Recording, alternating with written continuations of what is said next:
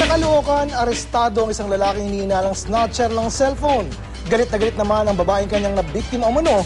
Bukod kasi sa pangaagaw ng cellphone, ay kinaladkad pa raw siya ng suspect. May news to go si Haji Rieta.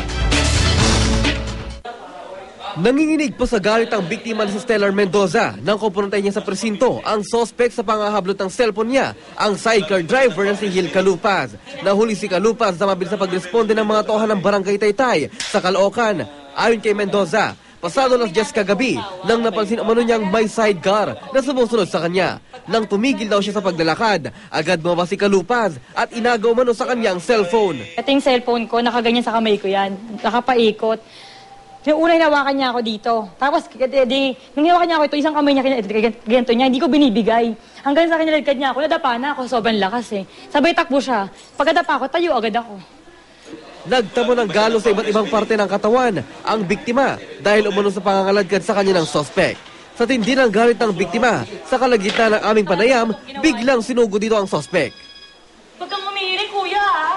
Parang, Inamin ng sospek ang krimen. Ikinatwiran niyang may matindi umano siyang pangangailangan kaya ito nagawa. Ano bang dahilan? Ba't ka nang hold up? Problema sa bahay, sir.